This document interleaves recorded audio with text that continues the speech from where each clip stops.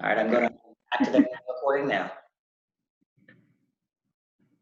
All right.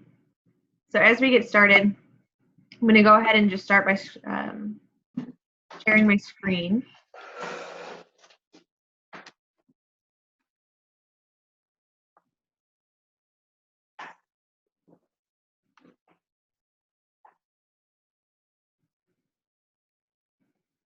All right. Can everybody see my screen? Yes. Awesome. Yes. Let me see. I want the reference guide. So here I've started an email. I have attachments or links to each of the tools that we're going to go over today.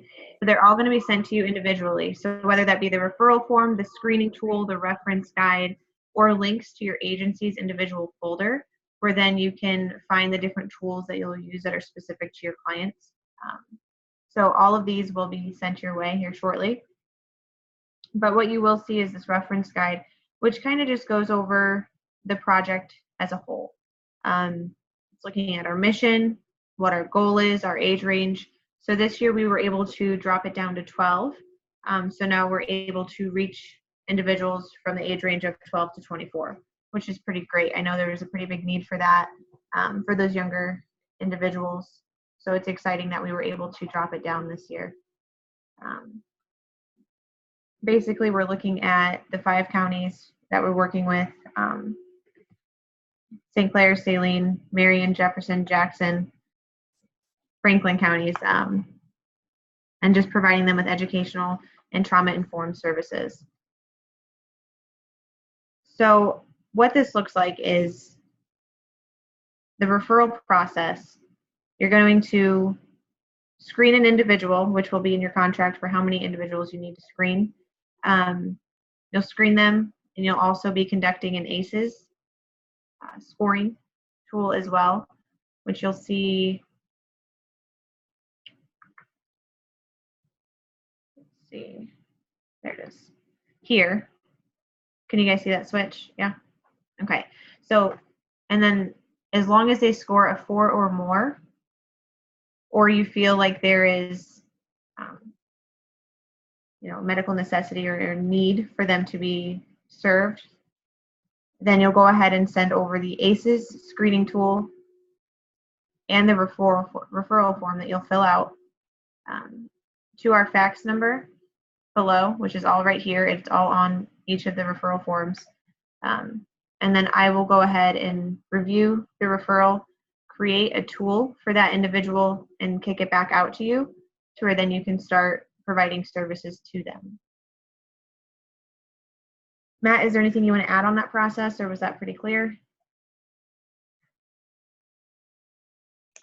I believe that was clear. And I think the other thing to add in is that if you don't have 4 or more, but then you have a higher score, a cutoff score for like a child PTSD symptom scale, they're also eligible. Or if we don't have a high enough score for ACEs, folks can still be eligible based on clinical judgment, additional narrative that you can put in that referral form. Yes. So I did include the CPSS5 and the PSS5, so you'll have those tools as well if you need to provide additional documentation. And then that narrative that Matt was talking about can be found here on your referral form, where you can just summarize, what their behaviors look like or why you feel that there's a need there. Thank you. So, and then going down the reference guide, it goes through the referral process, and it also goes through what is expected of you each month. So providing the invoice, which in the appendixes, there will be examples of some invoices, and we'll kind of go over those a little bit more in depth here in the end. But you'll need to provide that information based on your agency. Again, any of the screening tools or referral forms. And then also the clinical progress monitoring tool. So what that looks like, we'll go into these tools more in depth after this. I just kind of want to go over this process with you. You'll be provided a tool for each individual client that is referred.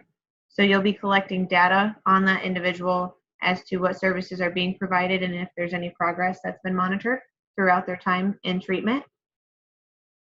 So that will need to be provided each month. And then of course your monthly submission. So how many clients were served, how many were new, were there any trainings involved, how many of them are in counseling services, case management services, youth development. And again, we'll go over those more in depth, but there are just several forms that you need to make sure and that are required of you to submit each month. Okay. So moving forward, let's go ahead and start with. I think we have a raised hand. Drew, do you have a question? Yes. Is there a day of the month when these monitoring tools and other stuff reportings are due? Is there a particular day deadline? Yes, I think it's preferred by the first of the month, but Robin is really good at sending out reminder emails. I think she has to submit by the third day. Is that right? Yeah, so it's probably just good habit to get it in by the first of the month, but Robin will send out reminder emails each month. Thank you. You're welcome. All right, so we kind of went over the referral form. I'll just kind of go a little bit more in depth. So it's just the individual's name, their guardian name, their address, what county they're in, contact information, demographic information. If there's a summary, including just a brief statement of what's going on so we kind of have an idea. What their score is, if there were any additional tools that were used here. And then who the individual is that's making the referral and their contact information. It's brief. If you guys have any questions over this, definitely just let me know. But then make sure that you always pair that with the ACEs screening tool. And again, as long as they meet 4 or more, you won't have to do any of those additional tools. But if you feel like you're using your clinical judgment that this individual needs or could benefit from these services, do another tool or just write a little more in-depth of a summary to just justify their need. Okay, so let's go ahead and start with the clinical progress monitoring tool. So in the referral process, what we're going to do is you're going to fax over that ACEs screening tool and the referral form. As long as they meet criteria, what I'm going to do is I'm going to make them one of these. So I'll put in the individual's initials. Here, we always use initials on these. We share everything via Google Drive. If you don't have a Google account, if you're able to per your agency, I would suggest doing that. It just makes it a lot easier.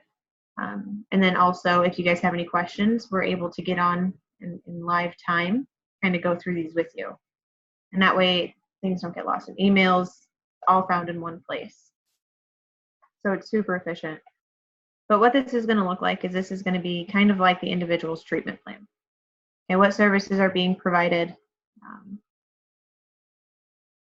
What phase are they in? You can just type it in here. Then we're primarily looking at the risk factors and protective factors. So examples here. So for protective factors, it's nice. There's lots of options down here, but it will also help kind of walk you through. So, you can copy and paste. They have a caring neighbor.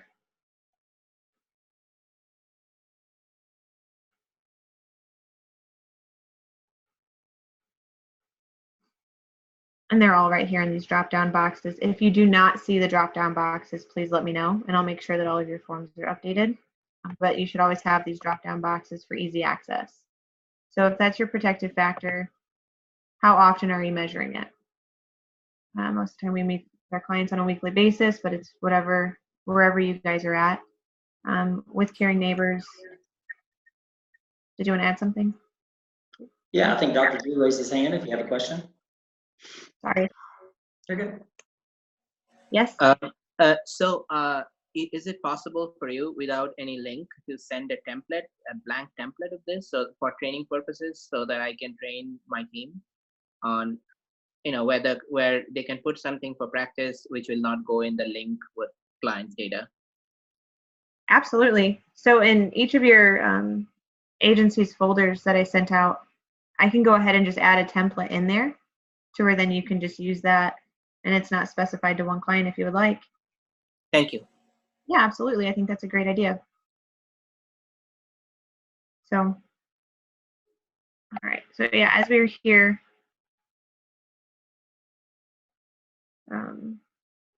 choose your protective factor, whatever you feel is relevant to that individual, and then the specific measure that you're going to be looking at, whether that is client report, parent report, teacher report,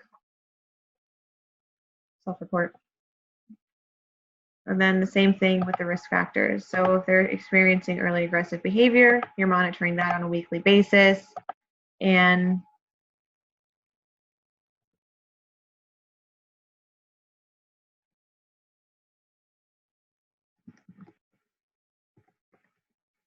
so I'm going to be monitoring number of physical altercations on a weekly basis, self-report.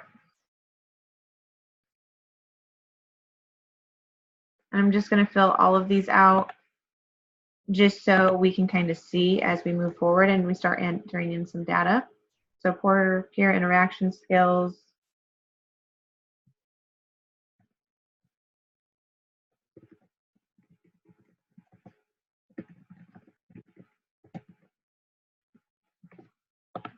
I'm making these up.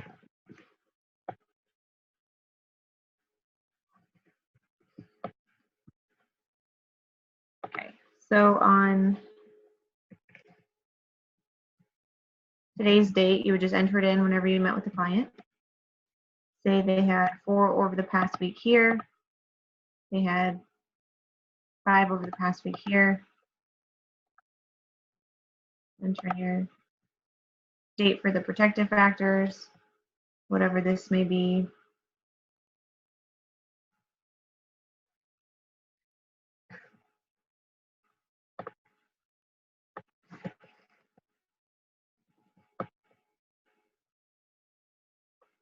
And then what you'll see over here start to develop as you get more data entered.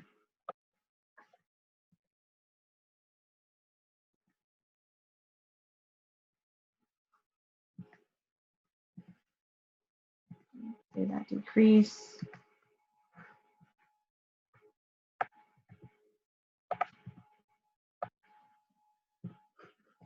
Increase. You'll start to see these graphs kind of auto-populate in, which is a nice visual aid as you're moving forward. A big part of this is, again, we want to see if there's any progress being made. We want to see if what we are providing and what services are being provided to this individual, if it's working. If it's not working, maybe check ourselves a little bit and just make sure that we're providing what this client needs, instead of just getting so comfortable. A clarifying question. So we looked at the early aggressive behaviors, and that was something that we were monitoring on a weekly basis. So we chose weekly. And then the number under that is the number of times that the behavior occurred. Is that right? Or is it the number of times we monitored it? Number occurred.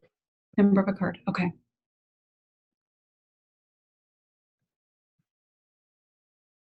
So, and that's why it's, self-report, or if a lot of the time we'll have clinicians where they're in the school world, they'll have access to like teacher reports, or if you have that family component or a caregiver engagement, you can get their input as well, which helps. But a lot of the time, I think it's kind of just going off of self-report. It's just seeing what other options we have as well. Right, and then, so that's with the risk factors, the protective factors. Again, there's examples here for you. So if you're looking at early aggressive behavior, you could be looking at number of bullying reports per week for the last 7 days. Average number of fights. So there's a good guide here for you. So don't feel like you have to reinvent the wheel by any means. And again, if you have questions, just always email, give us a call. The other thing I'd add too is, and I think you're probably going right into it, is the connection between that and the IM plus cans and using some of the variables that are in that assessment. Yeah, absolutely. I've actually had clinicians when we're doing our site visits who are using these tools just kind of explain, we're already doing these, we're already monitoring, these specific factors. And they just use this as their treatment plan, or they just line it up directly with their treatment plan to where they can reference this tool every time they have to update it or do a review, to where it's pretty much just doing the monitoring and tracking of their work for them. As long as they're maintaining it, they just use it with, other things that they're already required to do. Which makes it a lot easier. It's not seen as just one extra thing that you have to fill out, where this is actually integrated into your work that you're already doing.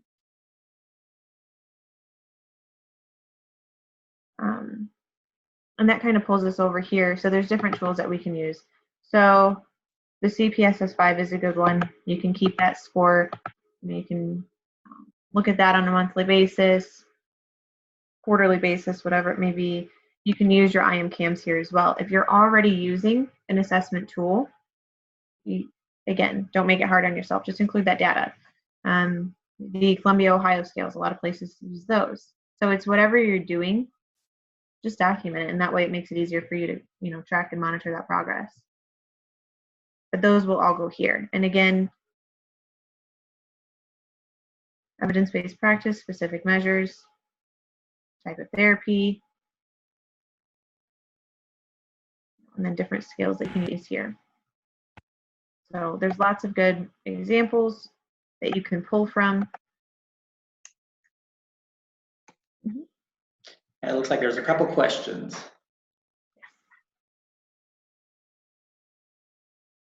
This is Mandy. I was just wondering if the IMCANs is required for everyone that we serve, regardless of the evidence-based practice we're using. That is a relatively new development, and we are highly encouraging the IM plus cans. If you find that that's absolutely not possible, just reach out to me separately. But we are hoping everyone will have an IM plus cans and using that tool for the assessment process. So all of our SIVPP clients will have a screener and then an assessment, a comprehensive assessment, and then services or a specific treatment afterwards. And so we highly recommend that to be the assessment tool. Okay, thank you. So Dr. Buckman, so whenever a client is referred, so after the referral time, there is a screening for ACEs, but before service starts, we all have to do an IMCANs and send it to you, send it to Chelsea. Is that what it is? Yes, we all have to do an IM plus cans or another comprehensive assessment, but that's a good one. And that's the one that the state is really supporting. And so we're just kind of following that lead.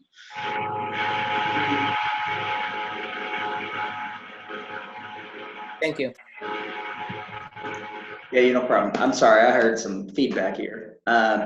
The use of that, we want you to share that at some point. We're not quite ready to receive those at this particular point, but we do encourage that you complete that IM plus cans.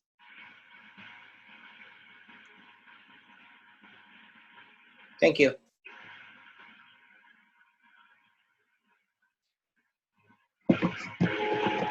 All right, do we have any other questions?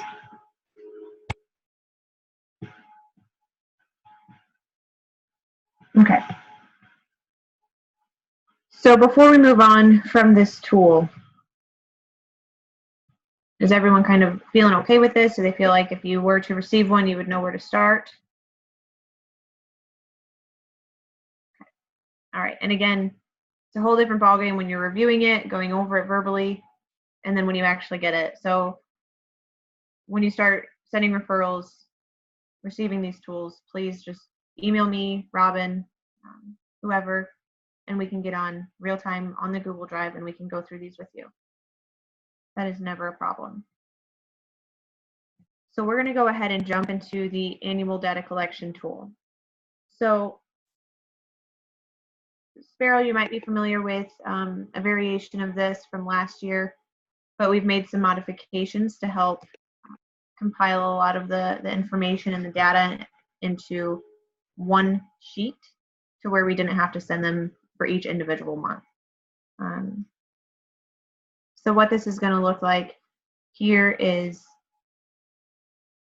for each individual month, your targets will all be placed in here. So say you had a target of 100 new clients. July, you had 3 clients who you screened and you decided were appropriate for service that you started seeing. August, you had 2 more clients. So August, it would not be 5, it would only be 2. So this is very important, actually, and I think it gets a little confusing. So for each month, as we enter data, I'm going to sound a little repetitive as we go over this tool, but it's more or less, it's just for that month. So it's specific to that month. It's not going to carry over. And what's nice here is that we went ahead and we put in these quarterly totals just as quick references.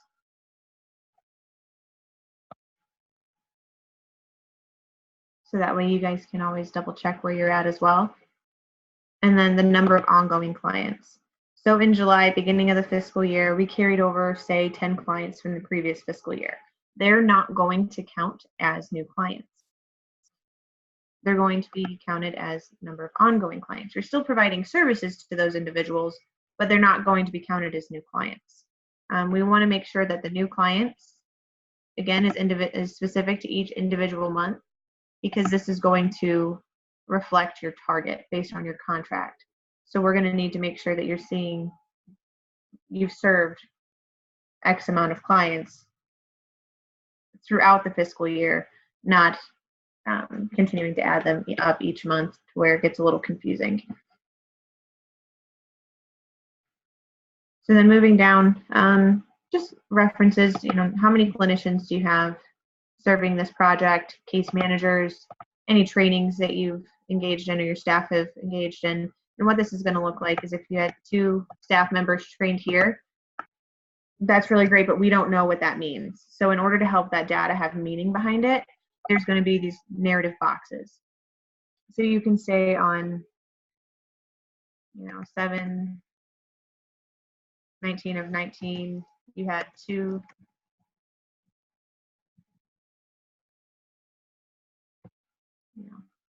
something as simple as that, just to give it meaning.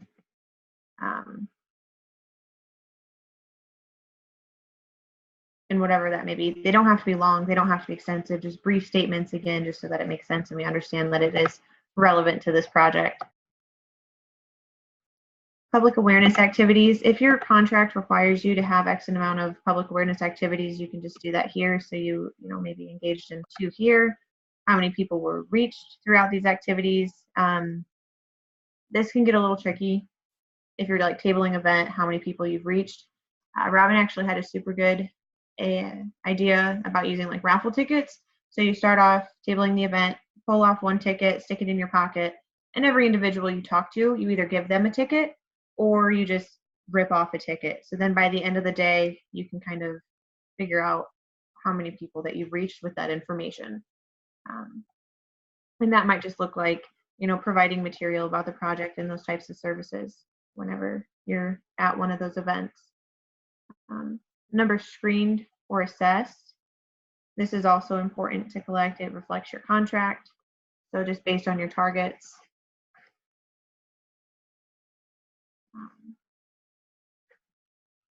These are your numbers.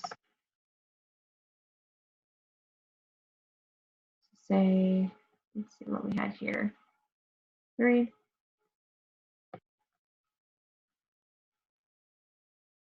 So that's what that'll look like here. And again, it does a total here for you. As long as there's a target entered in, those percentages will be calculated for you. And then number of referrals received throughout the public awareness activities. It's kind of tricky. Just do the best you can to collect that data, and that just helps us see if those activities are being useful or not.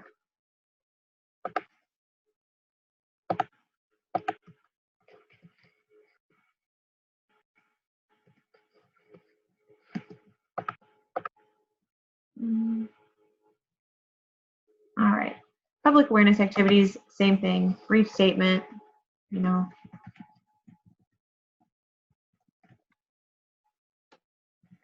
Tabled one event on 7/19.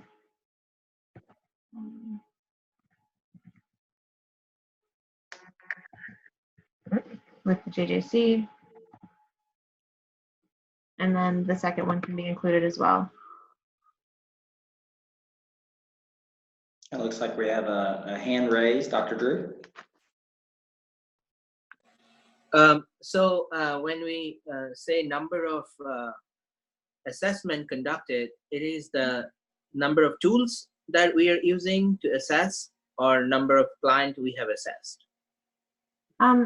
Number of clients you have assessed. Okay, thank you. Mm-hmm.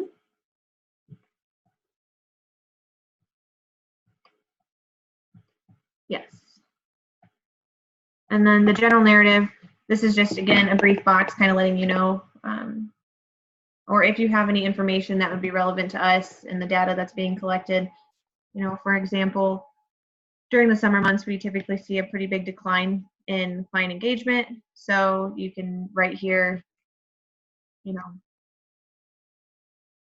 school finished at mid-May. It's now June. There has been a drop off in clients due to lack of engagement, or whatever the case may be. It's just kind of letting us know if there's any barriers or if there's any strengths, you know, if there's a huge influx in client engagement, and kind of like what variables are at play, what's influencing that. Do we have any questions on this first general tab?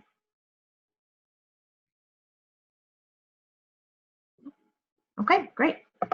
So moving on, the new client demographic. These numbers will pull over from the general tab. So that'll make it nice and easy for you. So you can say, it'll make it a lot easier to match up.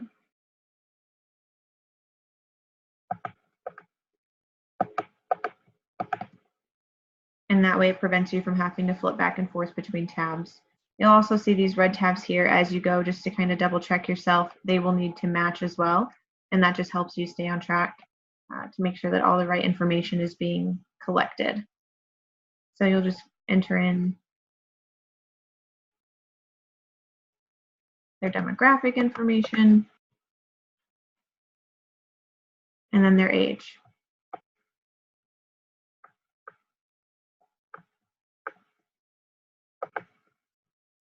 Just like that. Again, it is specific to each month.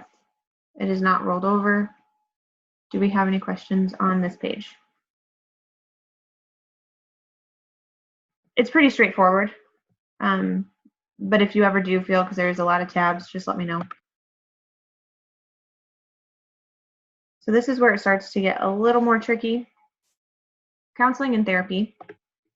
So let's say you have a target of 60. How many were new? So I want to say we had 3, 2, 1. How many were ongoing?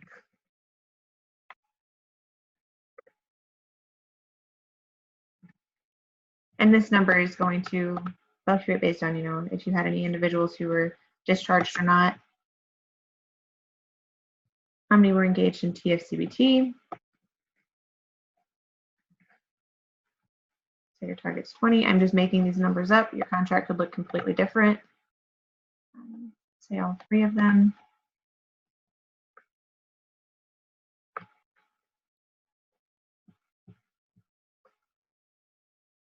You know, how many were new for just that month? And then if you're providing these other services, it's the same concept. But again, it's very important that each of those are only collected for that specific month, not carrying them over, because we want to see how many total number of clients were served or provided TFCBT services.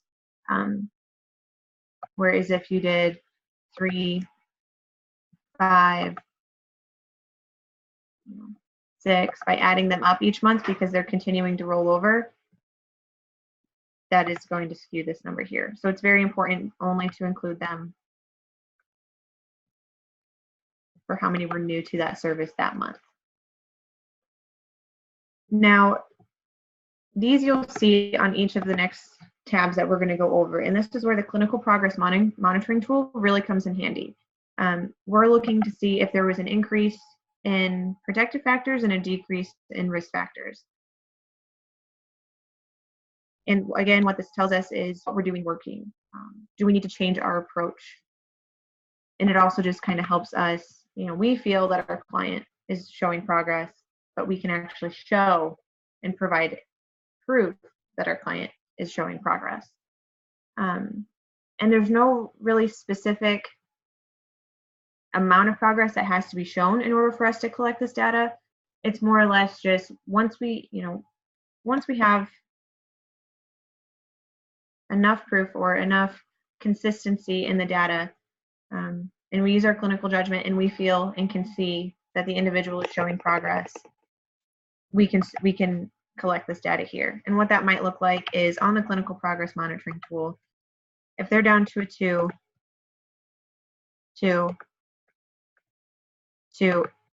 it's consistent here. There is a consistent decrease in that risk factor. So we can go ahead and include that here. That individual can be counted. That might fluctuate, life happens. We all know how that works. But once we feel like that individual has started to show some level of progress, whether it be in the risk reduction or increase in protective factors, collect it here. Once you collect it, you do not count that client again. Okay? You only use that once because that client, it's just the number of participants who have shown some type of progress. So it's after we've counted that data, they've shown that progress, we don't count them again, but at least we can see that one has shown some level of progress. Do you have any questions on that piece? And how to use the clinical progress monitoring tool in combination with this?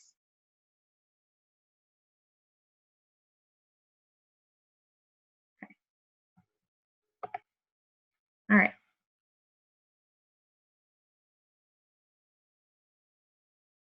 Okay. And then again, your gender, how many specific clients are in counseling and therapy.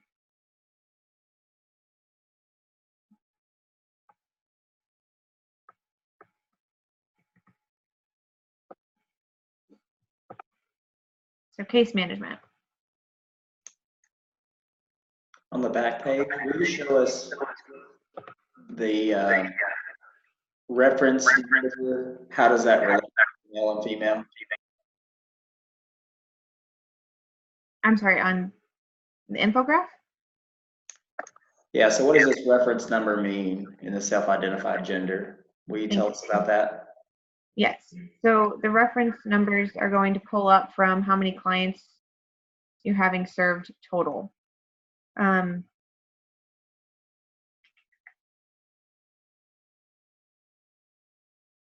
So this is your total number of clients with your number of how many are new, how many are ongoing. And then this reference number pulls from there to where okay, sorry, my example was 4. So, and actually, Matt, do we want that just to be specific to that month, or do we want that to be, do we want that to be the new clients or the total number of clients? The new clients of that month, so it needs to match that reference number. Just the new clients, okay. So that needs to be,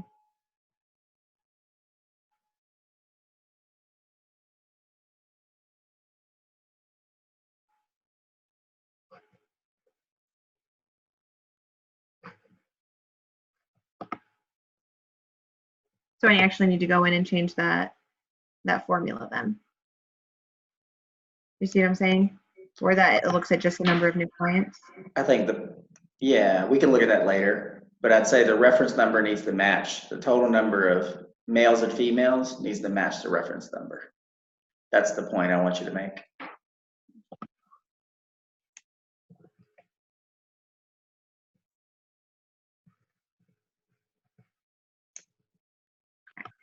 And that way you can kind of do some checks and balances here.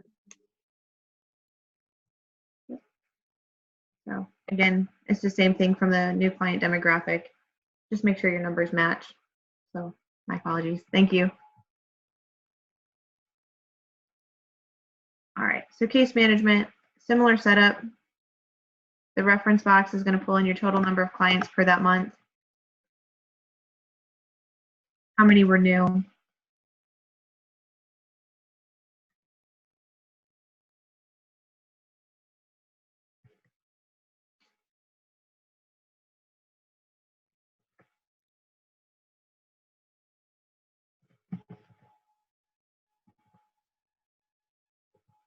Okay. So we're going to go through each one of these individually. If you have questions, just chime in. Let me know. So we want to know how many individuals have met with the IFCM provider. You know, the goal of that one is to be 100% of your clients. How many have a service or case management plan?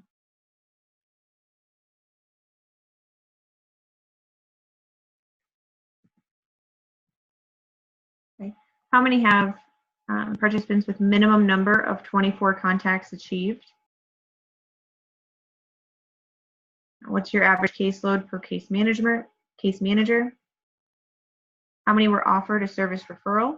And that is any type of service referral. If your agency is offering, you know, high fidelity wraparound, how many are engaging in that program? Again, that's specific to each month. Dr. Drew's raised his hand. Yep, Dr. Drew? So how do you define contacts? Like, is it like having sessions or any kind of contact with clients? Like, how is a contact calculated? That's a good question.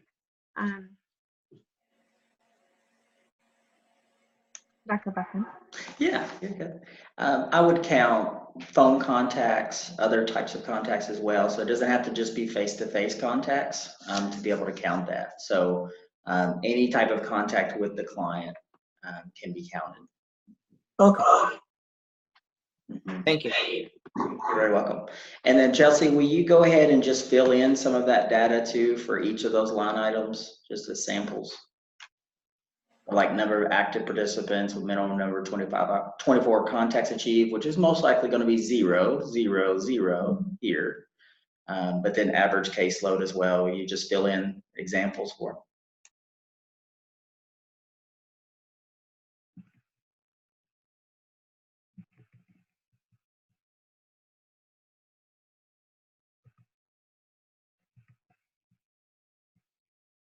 There we go. Number of clients offered a service referral and those of who attended the initial meeting with the referral agency.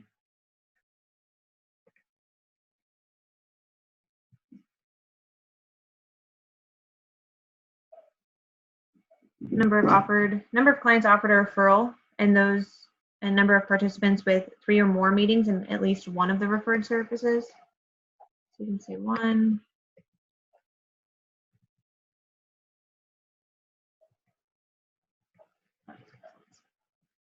Okay. And then number of clients offered a referral total who had to be re-referred or restart services. We got high hopes here. And what that looks like too is if you have an individual who you started service, you're counting as a new client, they were closed to service, they haven't been seen for several months, and then they start to re-engage in services, it's my understanding that we are going to go ahead and count them as a new client. So you can count them as, and you can count them again once they start to engage in services. Okay, number who were discharged successfully from the referred program. We'll say, and that can be pulled from your number of ongoing clients up top. I don't think I actually included any though. It's okay, this is all just sample data. Who were discharged unsuccessfully.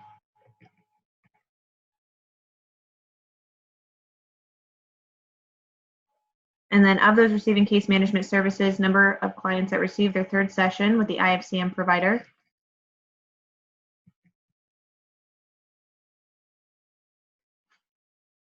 Okay. And then again, we're looking at, of those, this time we're only pulling from those who have had 3 or more sessions of case management.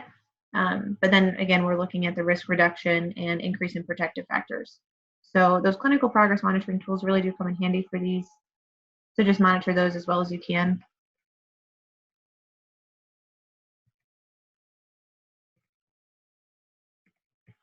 And at first, you know, of course, we're only taking those for these ones to be considered in case management who have had 3 or more interactions or sessions of case management.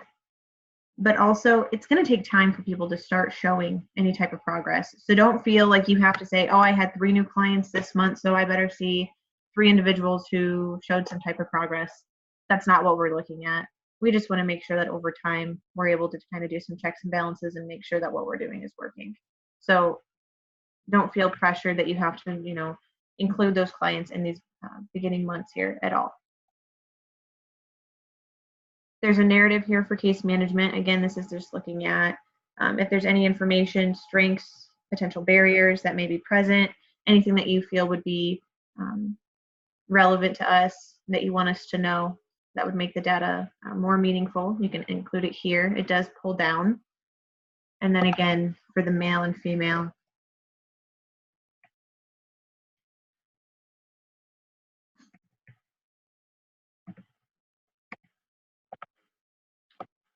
so we'll include that there. Do we have any questions over case management?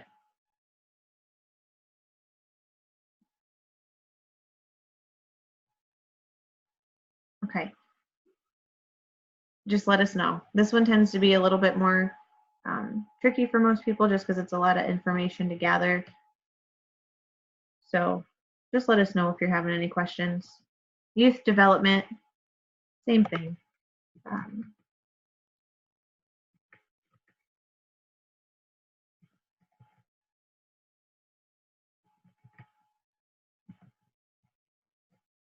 What services have they engaged in? New clients, only to that specific month.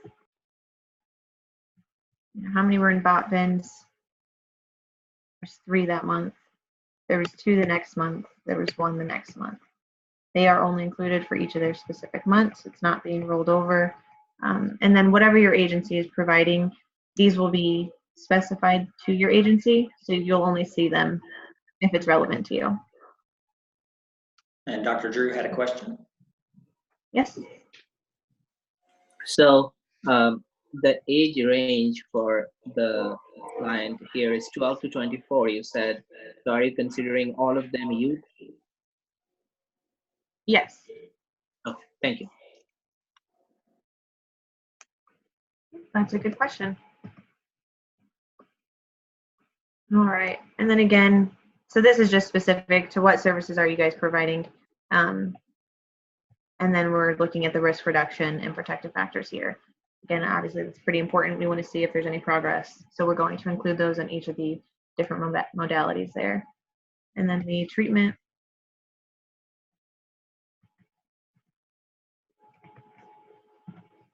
I don't know if my numbers match throughout all my sheets, but it'll work. The reason why I wanted to make sure I put in some sample data here is because the final page on the infograph,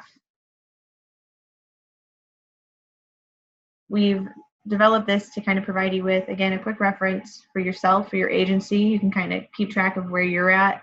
It's just a nice visual aid, and it's just going to provide you with the data of what you've collected so far. So it goes through each of the tabs. Nice little graphs. And that's all there for you. So obviously, when it's real data, hopefully it will be more consistent and it'll look nice. So, do we have any questions over anything that we've gone over today? This tool, there's a lot of information.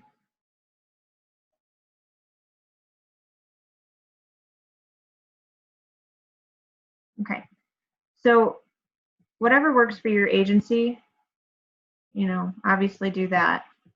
Some examples, some of the agencies we have, they have their FRD fill out the case management section. they have their clinician fill out the counseling session, or they have someone who's assigned to get the information from those individuals and enter it in themselves. So there's different ways that you can go about collecting and entering in this data. So don't feel like there's only one way. It's just whatever works for you guys.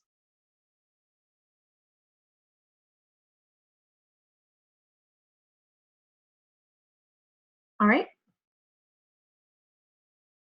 So that is the tools. That is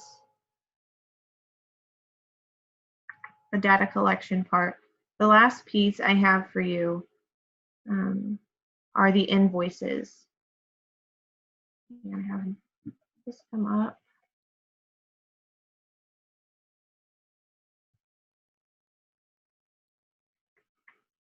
Here we go. Can you still see this? Great. I can just do the list of participants for SIVPP email list. Okay. Thank you. Now we're going to get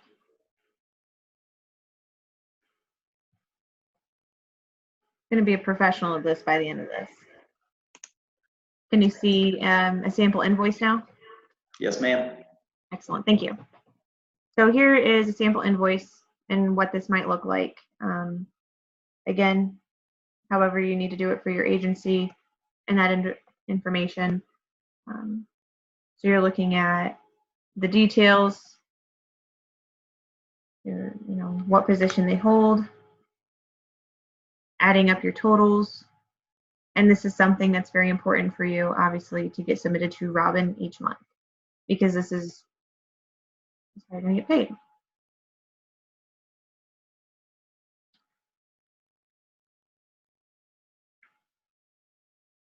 you have any questions over the invoices? Also, your mileage forms will need to be submitted to Robin each month, and any other expenses that were agreed upon. Looks like Drew has a question. So if you're saying the percentage of FTE, what if your providers are contractual? What do you write there?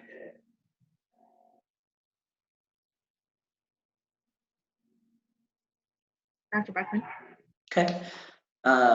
Instead of doing FTE, so this is more of an example of a cost sharing model. But if you have a case rate model or a fee for service model, like you might have with contractual employees, then what you're going to be doing is reporting the number of hours times the rate for fee for service. So the rate for our services are $75 per hour for the clinician. So if it's a group service, we typically don't allow for $75 per client in that situation. It's just $75 for the group. And then if it's individual services, it's still reimbursed at $75 per hour. And so you might say, Drew Mukherjee as the clinician, let's say 40 hours times $75 equals the line total. And that's what your reimbursement rate will be for fee for service. And then let's say it's case rate 2. Let's say it's 4 wraparound cases times the case rate, which is $7,600, equals your line total. And for MST, basically the same thing. What we're not able to do is we're able to fund or reimburse for services, not for other budget items. So everything will flow under a fee for service or a case rate reimbursement model. And then we can also do a cost sharing for the therapist or family resource developer's time. But you would do fee for service, reimbursement rate times however many hours, case rate times however many clients you're serving, and that would get you your line total. So I don't have to worry about the mileage and stuff, right? Correct. In a case rate model, specifically, everything is all bundled together, all the costs related to those services. So everything's already included in that case rate. For your fee for service model, You will have in your subcontract an amount that is available to you for travel reimbursement. Typically, it's around $1,000 to $1,600, something like that, depending on what your total for your contract is. And then that is a small amount that your contractual providers, in your case, can then utilize for reimbursement for travel to and from maybe clients' homes, or if they're seeing them in the schools, to and from their school. Okay, that's good. And then do I have to provide to SIVP, the contractual, whoever I am hiring, their resume or any kind of contract that I have drawn with them, any evidence of that, or is it only for my internal management? That's more for your internal management. Yep. Okay, thank you. You're welcome. Good question.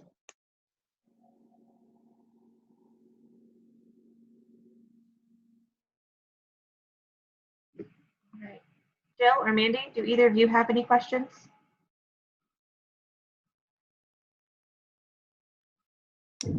For MST, the case rate, how does that break out? Because I think the case rate is that paid on a monthly basis? Is it paid all at once for the youth that we're serving? You could maybe share. Sure, that's a good question. So for the case rate, ICEJA is still developing kind of a process for that. What I'd like to do this first month is if you can submit us the case rate for the overall case, and then we're going to try to pull those dollars down so that, basically it gets moved quicker. And then if you find that the client isn't able to successfully complete treatment, let's say if it's 1 month in and they're not able to complete treatment the rest of it, then we'll have to come up with some type of balance for that and how to utilize those funds a different way. But right now, what I'm going to try to do is submit to ICEJA and see if they will approve that if you submit the total case rate, which is $10,000 per youth for MST, that we're going to try to go ahead and pull that down prior to the completion of the case. Thank you. You're welcome. So is there this template is going to be available to us? Yeah, if you would like, yes, a template will be available that Chelsea can send out. And then if you'd like, I will also create, Chelsea, if you'll send me this, I can create a template for case rate reimbursement as well. That would be very helpful. Thank you. You're welcome. Absolutely.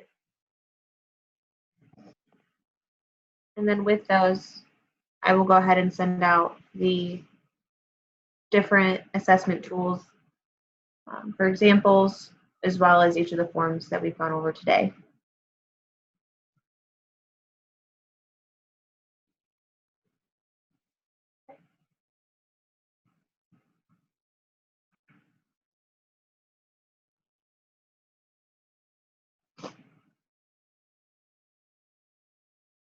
All right, I don't have anything else to add to today's orientation.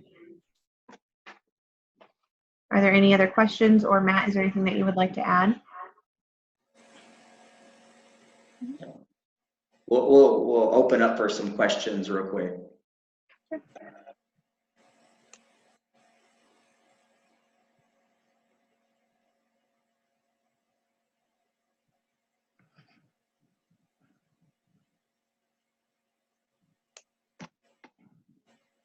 Okay, if there's no further questions, we will make ourselves available if you need to call, text, email us any questions that might apply to your organization specifically, or if you think about questions later on or they come up later on that you want to reach out, we're happy to field those questions as well.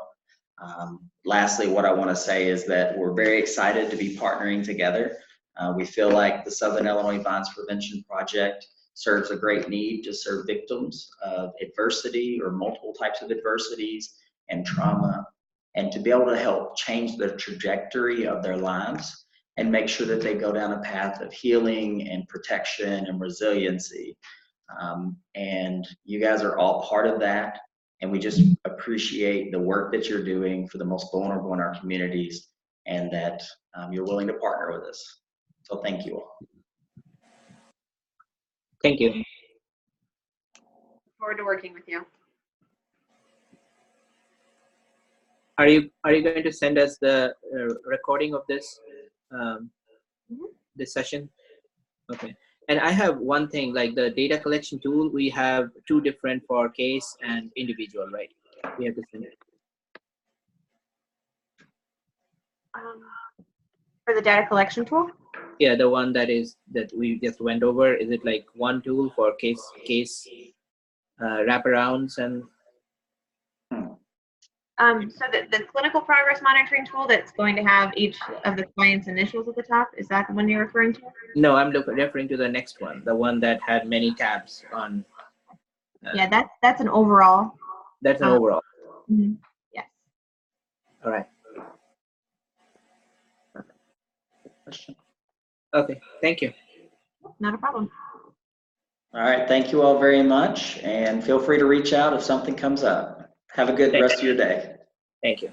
Thank you. Bye-bye.